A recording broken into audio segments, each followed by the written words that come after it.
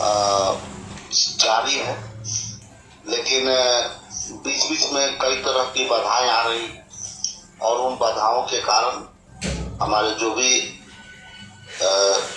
TET CTET या जो भी पास हैं अभ्यर्थी हैं वो काफी हताश और निराश है। उन लोगों को विश्वास ही नहीं हो रहा है कि बहाली हो पाएगी या नहीं हो पाएगी। अभी देखिए, पिछले 2-3 महीनों से ये लगातार बिहार के जो प्राथमिक शिक्षा विभाग है उसके द्वारा शेड्यूल जारी किया जा रहा है और उस शेड्यूल जारी करने के पश्चात उसमें मेगा सूची जारी करने का शेड्यूल हुआ, फिर आपत्ति दर्ज करने का शेड्यूल जारी किया गया और आपत्ति निराकरण का तिथि थी।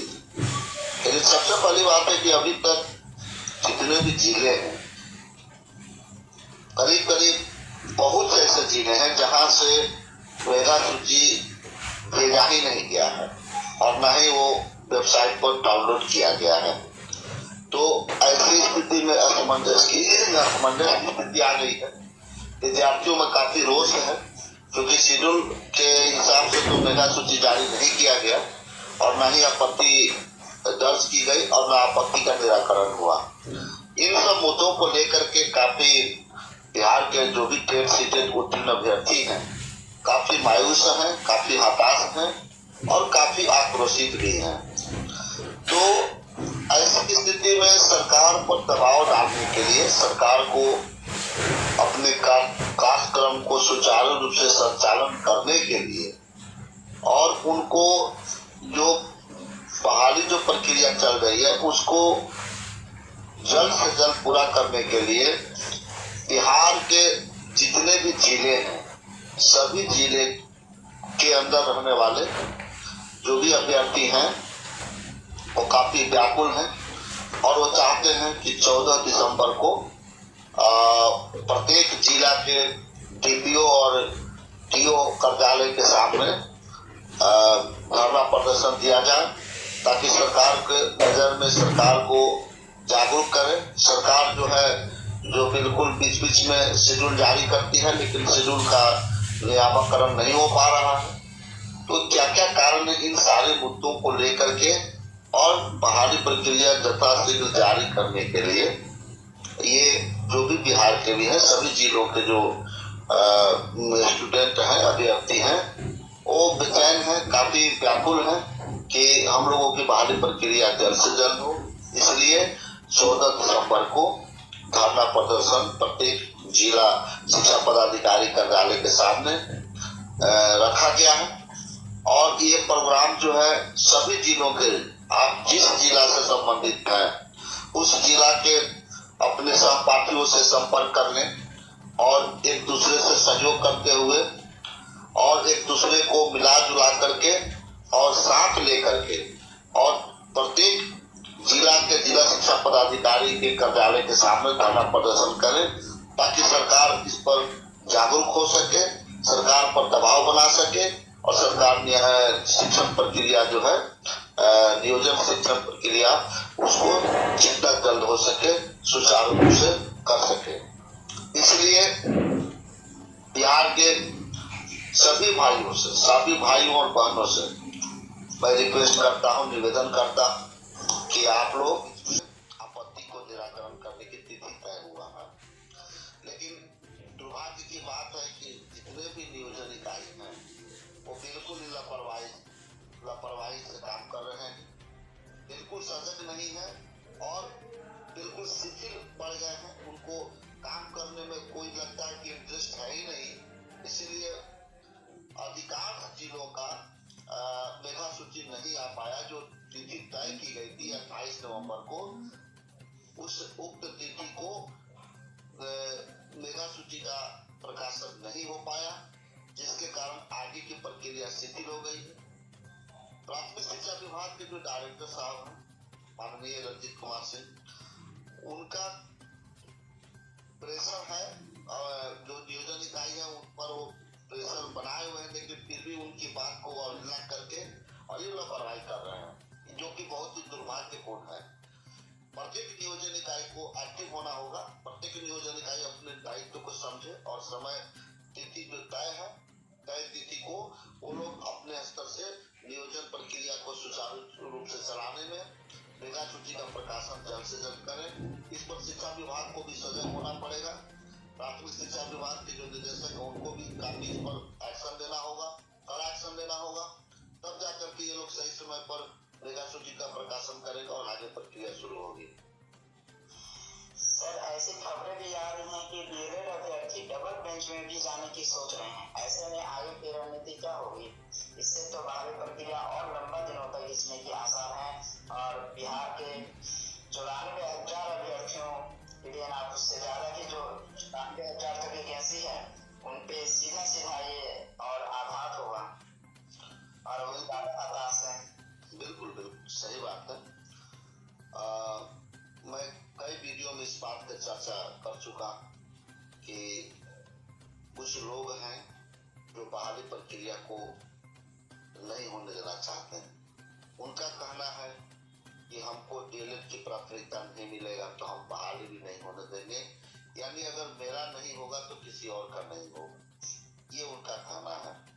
और आप जानते हैं कि सिंगल बेंच से पटना का जो माननीय उच्च न्यायालय है उन्होंने कहा कि बिल्कुल ये दोनों बराबर हैं, दोनों को बराबर मौका मिलना चाहिए और इस तरह की प्राथमिकता अगर देनी है तो न्यू बहाली जब होगी उसमें आप दे सकते हैं, लेकिन इसमें आप बीच अवधि में आप इसको चेंज नहीं कर सकते।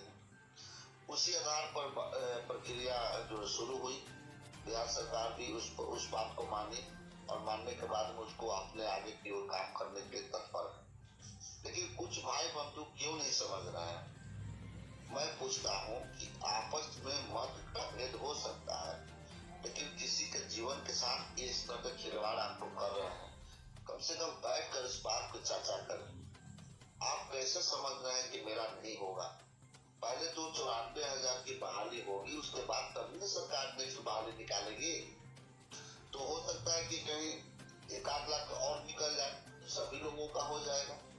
तो इसमें इस तरह की बाधा उत्पन्न नहीं करें। मैं उन लोगों से रिक्वेस्ट कर रहा हूँ, क्योंकि मेरा एक पर्सनल जीवन का बात नहीं है, 94,000 अभ्यर्थियों के जीवन का प्रश्न है। काफी विद्यार्थी हताश हो चुके हैं। औरंगाबाद के जो छोटू जी हैं वो काफी बेचारे विकलांग हैं, दिव्यांग हैं और काफी वो धरना प्रदर्शन में काफी सक्रिय रूप से वो भाग लिए थे। उनकी माता श्री उनको गोद में लेकर के यहाँ आई थी और मुझे आंख से आंसू आ गया था उनको देख करके। तो इस तरह का चीज कम से कम उनके बारे में भी तो सोचिए। वो बेचारे बहुत हताश है, कहते हैं कि आत्महत्या कर लेंगे। तो ऐसे बिहार में बहुत ऐसे स्टूडेंट है जो काफी गरीब घर के हैं, जो खेत बेच करके, गहना बेच करके पैसे का इंतजाम करके बीएड डीएड किए हैं। और उनके साथ आप लोग जो है, कुछ लोग, चंद लोग हैं, कुछ लोग आप लोग मजाक कर रहे हैं, उनके जीवन के साथ खिलवाड़ कर रहे हैं। आपके अंदर तो ये भावना होनी चाहिए थी कि चलो भाई 94,000 किसी का तो हो जाएगा। अगर 94,000 होगा तो 94,000 लड़का का तो भीड़ कम होगा और नेक्स्ट बहाली सरकार तभी निकालेगी जब 94,000 बहाली कर लेगी। तो उसके लिए जो हम लोग नेक्स्ट जो सीट बचा हुआ उसमें जो रिक्तियां हैं उसके लिए हम लोग प्रयास करेंगे। जब ये बहाली हो जाएगी तो उसके लिए प्रयास करेंगे कि 1-8 लाख 1.5 लाख और भी हम लोग को बहाली किया जाए और उसके लिए सरकार पर हम लोग हर तरह से दबाव बनाने का काम करें। उसमें आप लोग सहयोग करें और कृपया आप लोगों से मेरा रिक्वेस्ट है, मैं किसी से व्यक्तिगत रूप से मैं किसी चीज से नफरत नहीं करता हूँ, न मैं किसी से लड़ाई करता हूँ या न मैं किसी के बारे में कुछ बुरा सोचता हूँ। मेरा ये कहना है कि आप लोग कृपया, सभी के जीवन को प्रश्न है और सभी लोगों का नौकरी चाहिए, तो इसमें लोगों के जीवन के साथ खिलवाड़ आप लोग मत कीजिए। और अगर मान लीजिए कि आप लोग डबल बेंच पे जाते हैं तो उसमें कुछ होगा नहीं, लेकिन समय किल हो जाएगा, समय बर्बाद होगा। और काफी जो अभ्यर्थी हैं बिहार के, चाहे भाई बहन जो भी है, काफी हताश है, निराश है। वो उनको आशा भी छोड़ रहे हैं कि अब हमें नौकरी नहीं होगी। तो कम से कम उनके बारे में तो आप सोचिए। कुछ लोग हैं जो हमारे वो अपने ही है, कोई गैर नहीं है, लेकिन पता नहीं अब वो लोग पर्सनली व्यक्तिगत हमसे अगर कोई तरह की दिक्कत है तो मेरे प्रति अगर आपको कुछ करना है करिए, लेकिन कम से कम सभी के बारे में ऐसा नहीं सोचिए, जीवन के बारे में मत सोचिए कि भाई इन लोगों का जीवन बर्बाद हो जाए। तो आप लोग अभी डबल बेंच में जाने की बात मुझे भी पता चला है, लेकिन अभी क्लियर नहीं हुआ है कि वो गए हैं कि नहीं गए हैं। इसमें हम लोग लगे हुए, जब तक उसका केस नंबर पता नहीं चल पाएगा, बहुत हो सकता है कि लोग गोपनीय ढंग से भी काम कर रहे हैं, तो पहले उसको पता लगा लेते हैं। अगर वो डबल बेंच में जाते हैं तो हम लोगों को भी उनका विरोध करना पड़ेगा, क्योंकि विरोध नहीं करेंगे ये जो है वो सभी लोगों को बहाली नहीं हो पाएगी। इसीलिए उनको जो है रोकने के लिए भी हम लोगों को इंटरवेनर करना होगा, उसमें बनना होगा, और उसमें जो भी साथ मिल करके जो काम कर रहे हैं, जो टीम वर्क बनाए हैं, उनको आप लोग सहयोग करेंगे, चंदा से, पैसा से, लेकिन समझ बुझ करके। जो जिनवर होंगे, जिनका अकाउंट नंबर जारी होगा, उनके आधार पर आप सहयोग करेंगे। ऐसा नहीं कि बहुत से अकाउंट जारी कर देते हैं, पैसा कलेक्शन कर लेते हैं और पैसा का मिसयूज करते हैं। तो जो लोग हैं, जो पिछले बार में भी हरिराम जी हैं, त्रिलोकी जी हैं, पवन पांडे जी हैं, और भी लोग हैं, उन लोगों ने भी इसमें सहयोग किया था। तो उन लोगों से संपर्क करके ही, और जो अकाउंट उन लोग जारी करेंगे उस अकाउंट पर भी पैसा आप लोग भेजेंगे, ताकि इंटरप्रेनर बन सके, और वहां पर भी हम लोग इसका विरोध करेंगे। क्योंकि हम चाहते हैं कि सीटेट और जो भी है, डीएलएड हो, बीएड हो, सबका हो। ऐसा नहीं कि हम हमारे किसी के प्रति कोई दुर्भावना है या हम किसी के प्रति विद्वेष की भावना रखते हैं। तो हम चाहेंगे कि सबका हो जाए।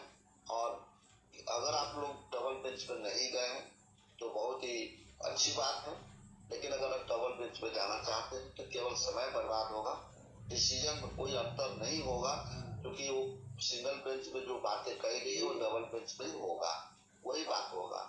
इसमें थोड़ा ध्यान दीजिए, और कृपया आप लोग, आपसे निवेदन है कि इस तरह के काम मत कीजिए, क्योंकि सभी का जीवन का प्रश्न है।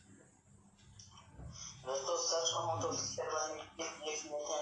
हम लोग देखिए टीचर कम और एडवोकेट ज्यादा बन गए हैं। आज सुबह एक नए केस के बारे में पता चलता है, केस पे केस किया जा रहा है, और इस चक्कर में न 94,000 प्राथमिक शिक्षक नियोजन हो पा रही है, और न स्टेट का रिजल्ट भी आ रहा है। स्टेट में भी केस पे केस आना, केस पे केस करना लोग शुरू करते हैं। तो आखिर इसके लिए जिम्मेदार कौन है? बिल्कुल सही आपने कहा। सबसे पहली बात है कि कुछ लोग हैं जिनका रिजल्ट कहीं नहीं है, न कहीं वो पास किए हैं, और वो सिर्फ जो है केस का बहाना लेकर के चंदा उगाही करते हैं, और चंदा उगाही करके और उसके बाद अपना पैकेटकरण करते हैं।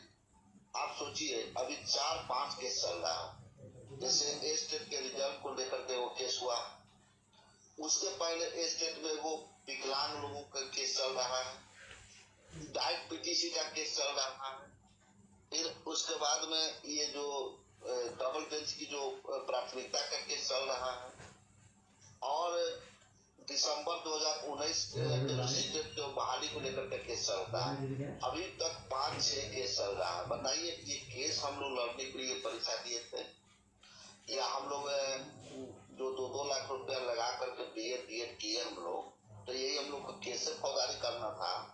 तो हम लोग पहले केस फौजदारी करके तब हम लोग यहाँ पर आते, फॉर्म भरते। तो इस तरह के कुछ लोग हैं जो इनका इन्हीं चीजों में काफी मन लगता है, काफी वो इसमें लगन के साथ काम करते हैं। आज मुझे कुछ सुनने में आया कि कुछ लोग कह रहे हैं, अभी ये बात में सच्चाई है कि क्या, कि 2017 में जो क्वेश्चन गलत हुआ उसके लिए भी केस का जो नीरज कौन है, उसका यही काम है, वो भी शायद केस करने वाला है कि करेगा। तो ये तो नीरज खुद पास है नहीं, और नीरज तो कुछ कभी उसका नौकरी होगा ही नहीं, तो वो दूसरे को इस तरह से अटकाने का काम ये लोग कर रहा है। तो हम तो यही कहेंगे, मेरा तो व्यक्तिगत सजेशन है कि जितने ही केस करने वाले लोग हैं उनके प्रति हम लोग मानहानि का केस करें, और उनको जब तक हम लोग मानहानि का केस नहीं करेंगे वो सबक सीखेंगे नहीं। आप जो है पैसा इकट्ठा करके केस कर देते हो, उसका भुगतान पूरे बिहार के सभी अभ्यर्थी को भुगतना पड़ रहा है। ये कहाँ का जाएगी बताइए? आपको केस लड़ना है तो केस पहले लड़ना था तो पहला ही केस लड़ देता, बाद में तुम अब बताइए, सब लोग अप्लाई कर दिया, 40-40 हजार रुपया दे करके सारा पंचायत ब्लॉक में और जिला स्तर पर हम लोगों ने फॉर्म फिलअप किया, उसके बाद भी लोग केस खेल रहा है। अरे केस कब करेगा, क्या करेगा, इन लोग के मन में है कि बहाली को रख करके फिर नया बहाली निकाल लें। इनको दिमाग में पूरा भरा हुआ है। आपको बता रहा हूँ मैं, आपको लग रहा है कि 2011 से लेकर के ये लोग कहाँ थे, 2011 से लेकर के 2020 तक तो कोई बहाली नहीं निकलवा पाए। और क्या गारंटी है कि ये रद्द करवा देंगे और रद्द करवा करके फिर तुरंत बहाली सरकार निकाल देगी? ये है तो कहेंगे कि एक बहाली निकाले तो तुम लोग रद्द करवा दिए, अब बार बार तुमको बहाली निकालेंगे, तब क्या होगा, तब कहाँ से प्राथमिकता मिलेगा? तो इस तरह का ये लोग काम करा रहे भाई, तो काम हो रहा है उसको होने दिया जाए। कम से कम 94,000 होगा तब कम 1 लाख 1.5 लाख का फिर होगा। ये लोग समझ नहीं पा रहा है और बस खाली पैसा इकट्ठा करो और जा करके हाईकोर्ट पर केस कर दो और सभी लोगों को परेशान करो। जो गरीब गुरबा लड़का है बेचारा ग्रामीण क्षेत्र में है, जो कहता है कि आत्महत्या करेंगे और कोई दूसरा उपाय नहीं है, गार्जियन का दबाव है।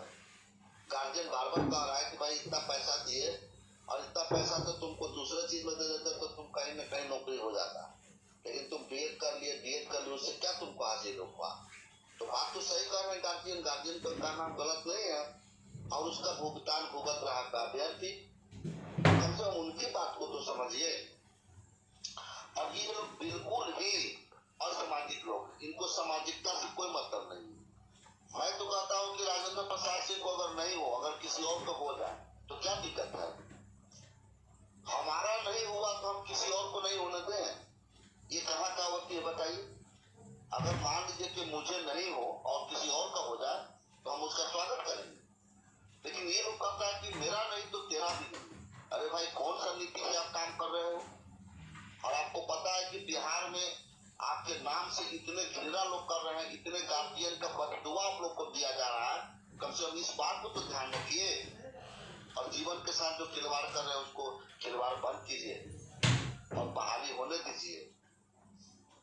क्या हो गया है, बस केस खींचे जा रहे हैं पिछले 2 सालों से। अब वही चीज प्राथमिक शिक्षक नियोजन में हो रही थी, अब वही चीज स्टेट में भी आ गई है। केस का भरमार होते जा रहा है।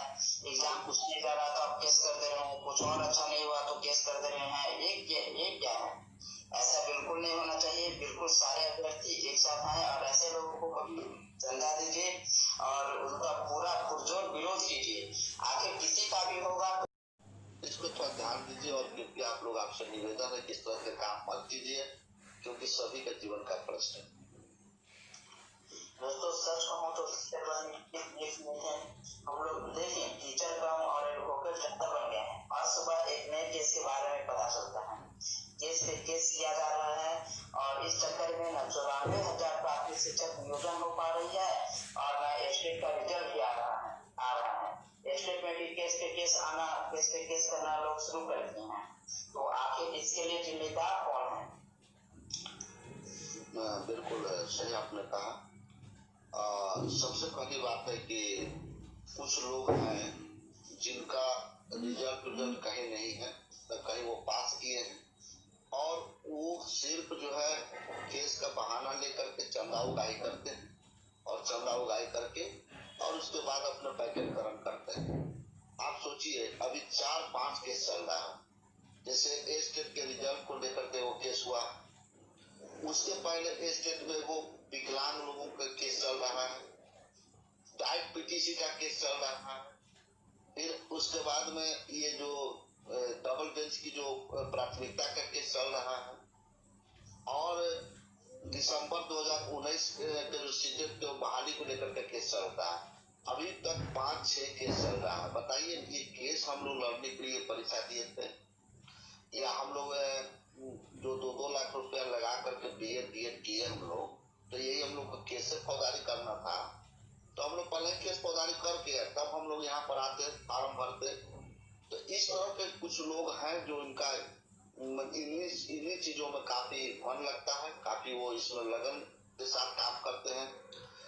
आज मुझे कुछ सुनने में आया कि कुछ लोग कह रहे हैं, अब ये बात में सच्चाई है कि क्या है, कि 2017 में जो क्वेश्चन गलत हुआ उसके लिए भी केस का जो नीरज कौन है उसका यही काम है, वो भी शायद केस करने वाला है कि करेगा। तो ये तो नीरज खुद पास है नहीं और नीरज तो कुछ कभी उसका नौकरी होगा ही नहीं, तो वो स्टोर साठ खाने का काम ये लोग कर रहा है। तो हम तो यही कहेंगे, मेरा तो व्यक्तिगत सजेशन है कि जितने केस करने वाले लोग हैं उनके प्रति हम लोग मानहानि का केस करें, और उनको जब तक हम लोग मानहानि का केस नहीं करेंगे वो सबक सीखेंगे नहीं। आप जो है पैसा इकट्ठा करके केस कर देते हो,